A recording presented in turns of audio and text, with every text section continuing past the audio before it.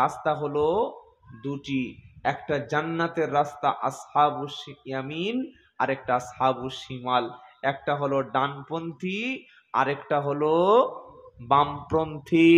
একটা ডান দিকের জান্নাতের রাস্তা, যে রাস্তার নেতৃত্ব দিয়েছে নবীরা, সাহাবারা, হাক্কানি ওলামারা, আল্লাহর ওলিরা, আলেম ওলামারা।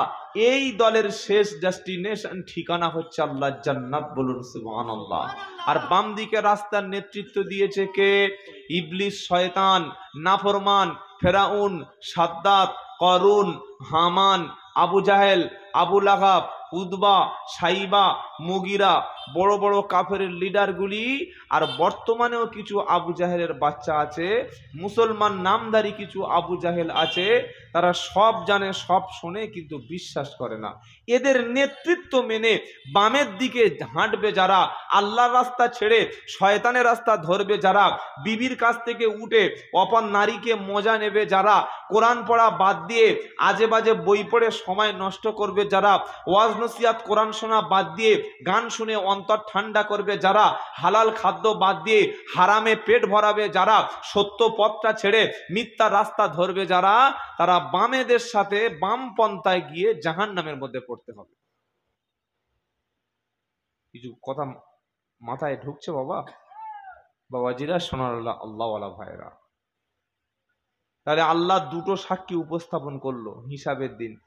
এক, ফেরেশতারা তাদের আমলনামা পেশ করলো, আর আল্লাহ বলল, বান্দা যা কিছু তুমি করেছো পড়ো। এইবার আল্লাহ পাক বান্দার কণ্ঠের নমুনাটা পেশ করবে। কালীঘাটের একজন কাকু ধরা পড়েছে, জানেন? কাকু, যার কণ্ঠস্বরটা নিয়ে সিবিআই তদন্ত হচ্ছে। এই যে আপনারা মেদিনীপুরের লোক খবরটাও রাখেন না, কি আশ্চর্য লোক রে, খাই দাই আর ঘুমিয়ে পড়ি নাকি? খবর নেবেন আজকের বিশ্বের পরিস্থিতি কোন দিকে দেখছে দেখুন। এই কালীঘাটের কাকু একজন লোক আছে, কাকু, ওর কণ্ঠস্বরটা বারবার সিবিআইয়ের অফিসাররা মিলিয়ে দেখছে যে মালটা টাকা নিয়েছে কিনা। আপনারা খবরে পড়েননি কালীঘাটের কাকু? জানেন না? একজনও জানেন না? কেউ কে জানে? এই দেখো, যে জানে সে জানে। আল্লাহ পাক বলবে, বান্দা লোকটা সত্য বলছে কি মিথ্যে কথা বলছে, কিয়ামতের দিন কণ্ঠটা রেকর্ড করে আল্লাহর সামনে ফেলে দেবে। বললে কণ্ঠ যে রেকর্ড হবে এটা কোথায় লেখা আছে? কোরআন শোনাচ্ছে, মায়াল ফিজু, শোনো, মায়াল ফিজু মিন কাউলিন ইল্লা লাদাইহি রাকিবুন আতীদ। 26 পারা সূরা কফের 18 নম্বর পৃষ্ঠা 3 নম্বর লাইনের 18 নম্বর আয়াতে, মা ইয়ালফিদু মিন কাউলিন ইল্লা লাদাইহি রাকিবুন আতীদ। আল্লাহ পাক বলছে, বান্দা মানুষ এমন কোনো কথা বলে না যে কথাটা ফেরেশতারা রেকর্ড করে না। তুমি সত্য বললে কি মিথ্যা বললে, মানুষকে ক্ষতি করার জন্য বললে না উপকারের জন্য বললে, ভাই ভাই মিলা, ভাই ভাই মিটমাট মিলাপ, নিজেদের মধ্যে মিল মহব্বত তৈরি করে দেওয়ার জন্য বললে, না দুই ভাইয়ের মধ্যে বিচ্ছেদ লাগানোর জন্য কথা বললে, সমাজের মানুষকে ভাগ করার জন্য কথা বললে, না ভাই ভাই এখন একসঙ্গে থাকার জন্য কথা বললে। তোমার কথা শুনে কার চোখ দিয়ে পানি পড়লো, কার বুকে আঘাত লাগলো, তোমার মুখ দিয়ে যে কথাটা বার হলো, আল্লাহ বলছে সাথে সাথে কথাটা রেকর্ড হয়ে গেল। কিয়ামতের দিন আল্লাহ তোমার কণ্ঠ নমুনা তোমার সামনে ফেলে দিয়ে বলবে, দেখো এই কথাটা তুমি বলেছিলে কিনা, কণ্ঠটা তুমি শুনে দেখো।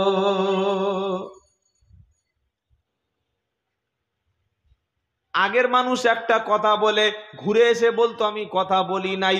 এখন প্রত্যেকের কাছে কি আছে? এটা কি শুধু মোবাইল? মরণ ফাঁদ। এটা কি বলো? এটা মরণ ফাঁদ।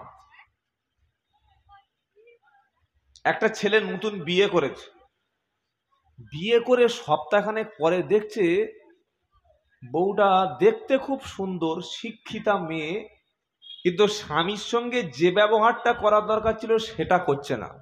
শুনছেন আপনারা? ছেলেটা সন্দেহ হয়েছে, মনে মনে করছে মেয়েটার মনে হয় কোনো জায়গায় লাইন টাইন আছে, আগের পুরাতন কোনো প্রেমিক টেমিক আছে, তা না হলে এরম ব্যবহার করবে কেন? বিয়ে করেছি নতুন আমি, স্বামী আমার কথা শুনবে, ভালোবাসবে, আমি বাড়ি থেকে বাইরে থেকে আসলে একটু পানি দেবে, কোথায় আপ্যায়ন করবে। কি বলছেন? যদি কোনো স্ত্রী স্বামীকে প্রকৃত ভালোবাসে, তার মধ্যে যে ব্যবহার থাকবে আর মুখে ভালোবাসার দুটো ব্যবহার এক থাকবে? যদি কোনো মেয়ের অন্য ছেলের সঙ্গে লাইন থাকে, বিয়ের আগে অন্য ছেলের সঙ্গে ঘুরতে যায়, বিয়ের সঙ্গে অন্য ছেলের সঙ্গে ফোনে কথা বলে, ওই মেয়েটা কি স্বামীর সঙ্গে মন দিয়ে সংসার করবে? আপনারা কি বলছেন বলেন? আপনাকে বিয়ে করেননি বাবা? করবে না। ছেলেটার যখন সন্দেহ হয়েছে, বললে দেখি সত্যিকার আমার ভালোবাসে কিনা। ওরে সর্বনাশ, রাত্রেবেলায় এসে দেখছে ওই মেয়েটা মাঝে মাঝে উঠে বাথরুমে গিয়ে ফোনে কথা বলে। আচ্ছা বলুন, একটা মেয়ে ছেলে তার মায়ের সঙ্গে, ভাইয়ের সঙ্গে, বোনের সঙ্গে কথা বলার অধিকার আছে না নাই? আছে না? আছে। কিন্তু গোপনে ছাদের উপরে গিয়ে, গাছতলায় গিয়ে, সানে গিয়ে, কোথায় পুকুরের কাছে গিয়ে লুকিয়ে যদি বাথরুমে গিয়ে কথা বলে, তাহলে বুঝতে হবে নিশ্চয়ই কোনো গোপন কথা বলছে। কি বলছেন আপনারা? স্বামীটা বললে দাঁড়া, তুই কত চালাক হয়েছিস, আমি তোর ব্যবস্থা করব। ফোনে কল রেকর্ড, ফোন করছে রে বাবা, ফোনে কল রেকর্ড বলে একটা অপশন আছে জানেন? ফোনে কল রেকর্ড বলে অপশন আছে জানেন না? আপনি আপনার বিবি কি কথা বলবে, কথাটা কিন্তু ফোনের মাধ্যমে রেকর্ড করে নেওয়া সম্ভব হবে। ফোনে আপনি কোন মেয়ের সঙ্গে, ছেলের সঙ্গে, বন্ধুর সঙ্গে, জামাইয়ের সঙ্গে, শত্রুর সঙ্গে, আপনি কার সঙ্গে কি কথা বলছেন, কথাটা ফোনে রেকর্ড করা সম্ভব না অসম্ভব? জোরে বলেন। সম্ভব। এইবার স্বামীটা তার স্ত্রী কি কথা বলছে, মায়ের সঙ্গে না বোনের সঙ্গে, বাপের সঙ্গে না ভাইয়ের সঙ্গে, কথাটা রেকর্ড চালু করে দিল। মেয়ে ছেলে যত জ্ঞানী হোক, বুদ্ধি কিন্তু হাঁটুর নিচে। কি বলছেন? যত লেখাপড়া শিখুক, অত সহজ নয়। আল্লাহ তাআলা বেটা ছেলের একটা এক্সট্রা কোয়ালিটি দিয়েছেন, সেটা হচ্ছে হঠাৎ বুদ্ধি। বলুন সুবহানাল্লাহ। সেটা মেয়েদের নাই। কথা বুঝতে পেরেছেন? ছেলেটা ফোনের রেকর্ড চালু করে দিল, মেয়েটা ধরতে পারলো না। রাত্রেবেলা 3 ঘন্টা কথা হলো, 4টের সময় ঘুমালো। স্বামী স্ত্রীর মাথার কাছ থেকে ফোনটা নিয়ে পাসওয়ার্ডটা খুলে ছাদের উপর গিয়ে শুনে দেখছে নিজের স্ত্রীর গলার সঙ্গে অন্য একটা পুরুষের গলা। স্বামীটা মনে করলো হয়তো ভাইয়ের গলা, অথবা বাপের গলা, অথবা মেয়েটার কোনো বন্ধু বান্ধবের গলা।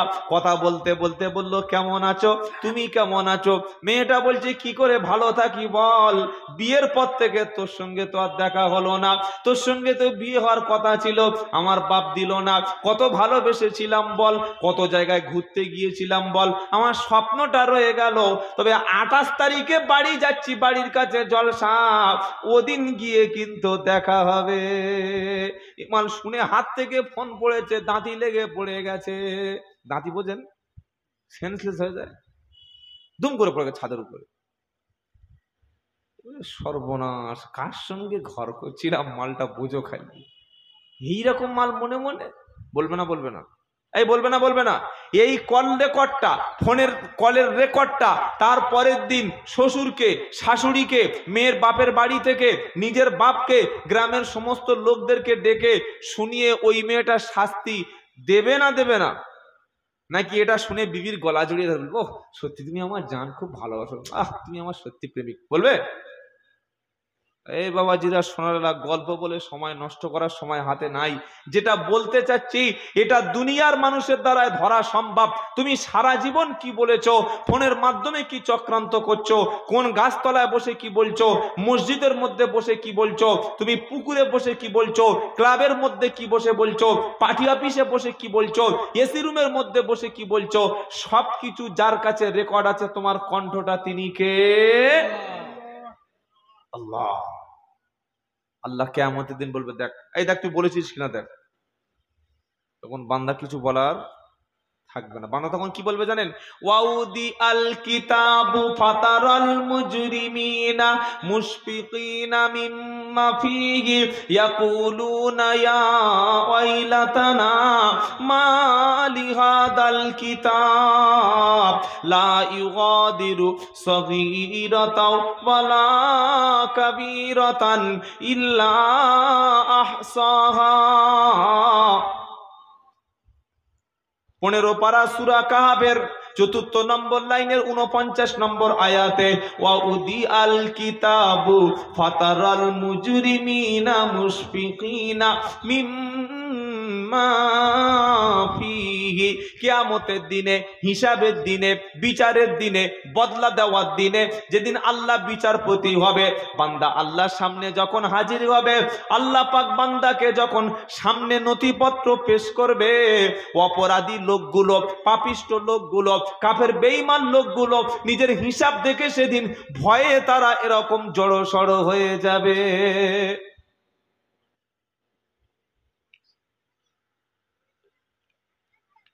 লোক যখন আদালতে চোর প্রমাণ হয়ে যায়, আদালতে যখন ডাকাত প্রমাণ হয়ে যায়, আদালতে যখন খুনি প্রমাণ হয়ে যায়, ওই লোকটি তখন আর মাথা তুলতে পারে না। পারে? এই জোরে বলো, পারে? দেখবেন কোন চোরকে, কোন খুনিকে, কোন ধর্ষককে পুলিশ ধরে যখন গাড়িতে তুলছে, মাথায় একটা কালো কাপড়, জোরে বলো, আছে না নাই? মাথায় একটা প্লাস্টিক দিয়ে কোনো কাপড় দিয়ে ঢেকে দিয়েছে। সাংবাদিকরা জিজ্ঞাসা করছে, মাথা তুলতে পারছে না, মাথা ঢেকে নিয়েছে, লজ্জায় ঢেকে গেছে। সেদিন অপরাধী লোকগুলি ওয়াউদি আল কিতাবু ফাতারাল মুজরিমিনা মুশফিকিন, সেদিন অপরাধী লোকগুলি নিজের অপরাধটা আল্লাহর সামনে যখন প্রমাণ হয়ে যাবে, অপরাধী লোকগুলি সেদিন লজ্জায় নিজের মাথাটা নিচু হয়ে যাবে, মুখ লুকানোর জায়গা পাবে না, ভয়ে সেদিন ঠক ঠক করে কাঁপতে থাকবে। মোবাইল চোর, বাড়িওয়ালার মোবাইল চুরি করে পালাচ্ছিল, ধরা পড়েছে। যখন ধরা পড়েছে, হাসবে না, তার মাথা মুখ কালো হয়ে যাবে। বাবু ছেড়ে দাও, বাবু বলবো না, বলবে না, বলবে না, নাকি বলবে আমি ঠিক কাজ করেছি? বলবে? অপরাধী অপরাধ তার প্রমাণ হয়ে যাওয়ার পরে ভয়ে সেদিন ঠক ঠক করে কাঁপতে থাকবে। থেকে কি বলবে জানেন? ইয়াকুলুনা ইয়া ওয়াইলাতানা মা লিহাদাল কিতাব লা ইউগাদিরু সগীরাতাও ওয়ালা কাবীরা। অপরাধী সেদিন বলবে, আফসোস, কি ধরনের কিতাব আমার সামনে দেওয়া হলো, কি ধরনের হিসাব আমার সামনে দেওয়া হলো, কি ধরনের আমলনামা সামনে পেশ করা হলো। লা ইউগাদিরু সগীরাতাও ওয়ালা কাবীরা, ছোট গোনা বড় গোনা একটাও বাদ গেল না। বড় বড় গোনাগুলো আমলনামায় চেপে গেল।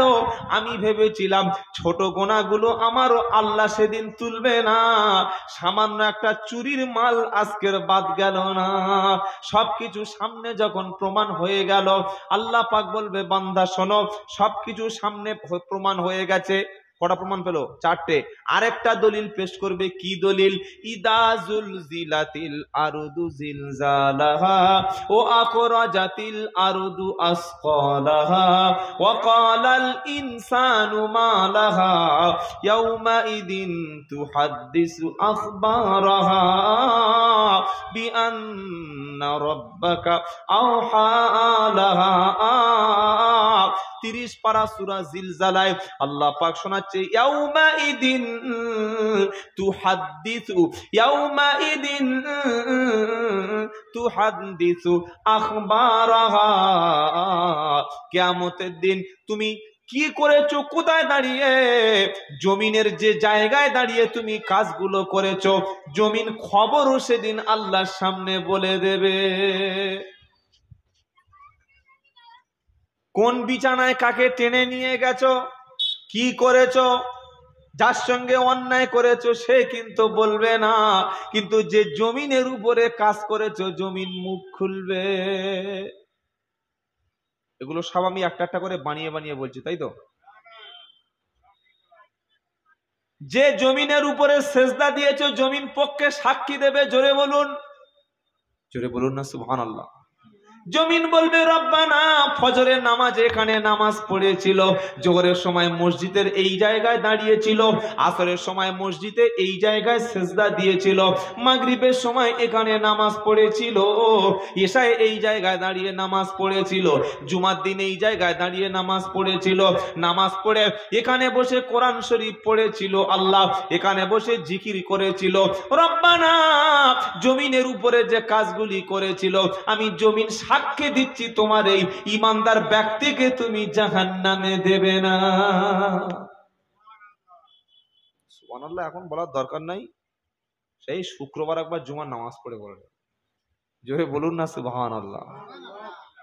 যত ভালো ভালো কাজ সবগুলো জায়গায় কোন কোন জায়গায় কি করেছেন সব সাক্ষী দেবে।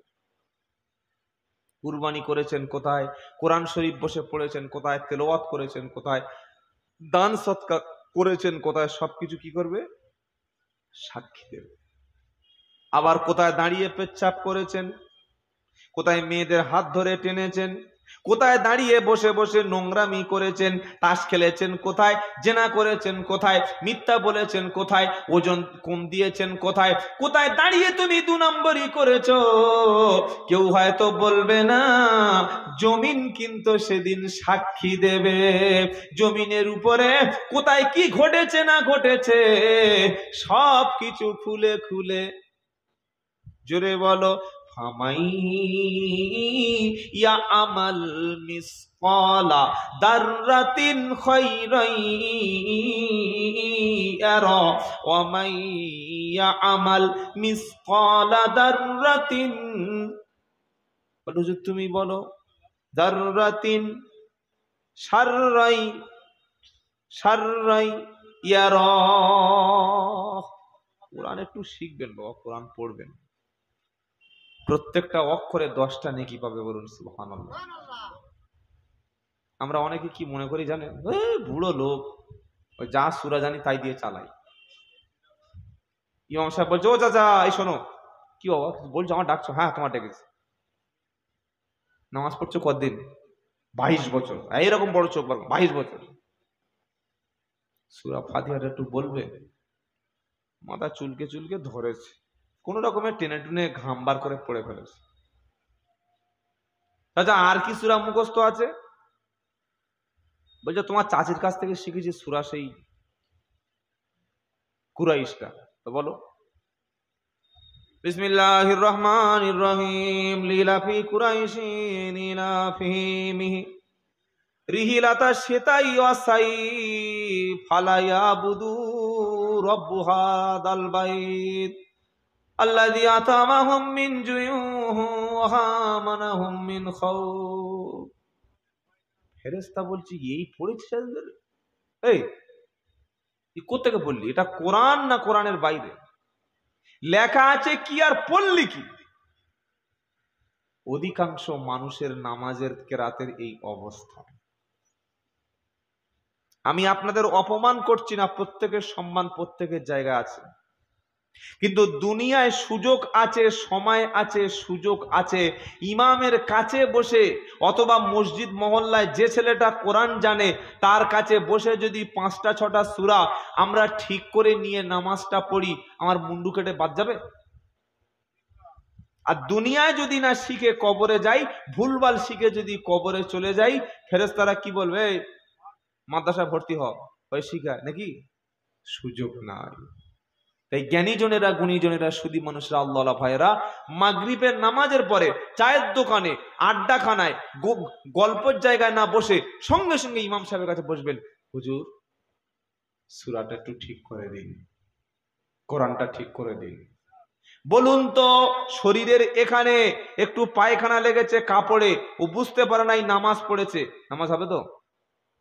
অজু করেছে, এই জায়গাটুকু শুকনো ছিল, ভিজে হয়নি, জায়গাগুলো সব অজুর জায়গায় পানি পৌঁছায়নি, নামাজ হবে? হবে না। কেন? নামাজের বাইরে কাপড় পবিত্র ফরজ, অজু করা পবিত্র হয়ে যাওয়া ফরজ। ফরজ যদি না হয় নামাজ হবে না। সুন্নাত যদি একটা ছেড়ে যায় নামাজ হয়ে যাবে, ওয়াজিব যদি ছেড়ে যায় সাউ সেজদা দিলে নামাজ হবে, কিন্তু নামাজের মধ্যে বাইরের ফরজ কিছু ছেড়ে গেলে নামাজ। ওযু যেমন ফরজ ছিল, কাপড় পবিত্র করা যেমন ফরজ ছিল, কিবলার দিকে মুখ করে নামাজ পড়া যেমন ফরজ ছিল, টাইম দেখে সময় মতো ওয়াক্ত চিনে নামাজ পড়া যেমন ফরজ ছিল, দাঁড়িয়ে নামাজ পড়া যেমন ফরজ ছিল, নামাজের মধ্যে ঠিক কুরআনটা সহি করে তেলাওয়াত করা ফরজ ছিল, যেটা এখনো অনেকের ঠিক হয় নাই। আর যত জলসা শুনি না কেন জীবনেও ঠিক করব না, ও হুজুর যা পড়ছে ওই ঠিক আছে। তো আপনাদের ভয় নাই, যেহেতু মারা গেলে আপনাদের ইমাম সাহেব কবরে গিয়ে সওয়াল জাপটা করে দেবে, তাই তো? কি দেবে না? দেবে না? যে উনি আমার মুসাল্লি ছিল, আমার মুক্তাদি ছিল বাবা, ওনার বাড়ি প্রত্যেক জুমার দিন খেয়েছে এরকম বড় বড় ডিম আর মাছ আর মাংস আর চিকেন, বড় বড় খাবার খেয়েছি, ঠিক আছে ওনার কবরের জবাবটা দিয়ে দিই। আচ্ছা কোন ইমাম সাহেব, আমি তো অন্তত আসবো সেই 24 থেকে, নাকি আসবো না? এত টাকা নিয়ে যাচ্ছে, আসবো না? কি বলছেন? এই বাবাজিরা, সোনার আল্লাহ আল্লাহ ভাইরা, কারোর কবরে কেউ যাবে না, কারোর কবরের হিসাব কেউ দেবে না, কারোর কবরে কেউ উপকার করতে পারবে না। যার কবর যেখানে সে যাবে সেখানে। তোমার কবরে তোমার ছেলে যাবে না, ছেলের কবরে তুমি যাবে না। স্বামী স্ত্রী একসঙ্গে মরলে কবর দুটো হবে, স্ত্রীর খবর স্বামী জানবে না, স্বামীর খবর স্ত্রী জানবে না, যার হিসাব সেই দেবে। এটা বিশ্বাস যদি ছিল, এটা যদি ভেবে নেন, এটা যদি মনে থাকে, তাহলে নিজের আমলটা নিজে ঠিক করে নেবো না অন্য লোক ঠিক করে দেবে এসে আমার? জলসায় শোনার মজলিস, জলসায় বসে বসে ভাবার মজলিস, কিন্তু কাজ জলসায় হয় না, কাজটা গ্রাউন্ড লেভেলে গিয়ে হয়, কাজটা মহল্লার মধ্যে চালু করতে হয়, কাজটা ইমাম সাহেবের কাছে বসে শিখে নিতে হয়। আমি কি আপনার হাত ধরে সূরা ইখলাসটা ঠিক করে দেবো? এখন সময় আছে নাকি? আর তো হাজার হাজার কথা আছে, কতগুলো কথা আপনাদের বলবো। এখান থেকে শুনে নেবেন, ক্লাসে স্যার বলে দিল এখান থেকে এই পর্যন্ত পড়ে আসবে, ও বাড়িতে গিয়ে বই রেখে দিয়েছে, তারপর দিন পড়া দিতে পারবে তো? বই খুলে ক্লাসের পড়াগুলো ভালো করে দেখতে হবে।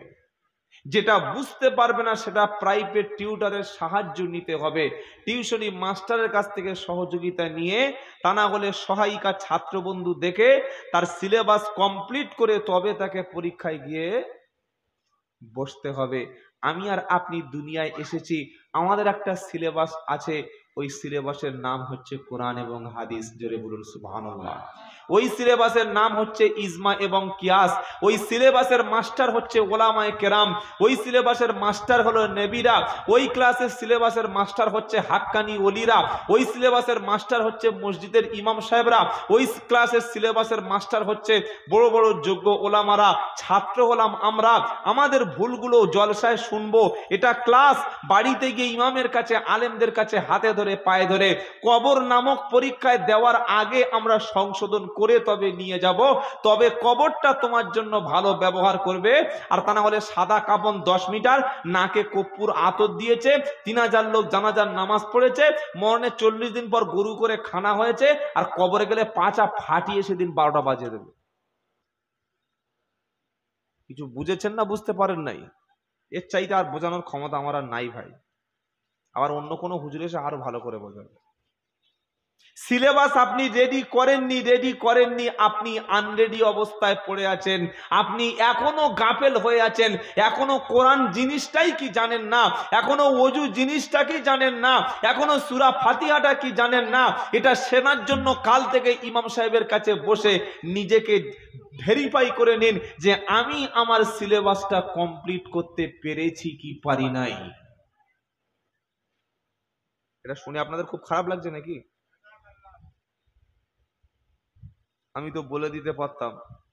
বাবাজিরা, ভাইজানেরা, জলসায় যারা বসবে তাদের কোনো ভয় নাই, তাদের সমস্ত গুনাহগুলো মাফ হয়ে যাবে।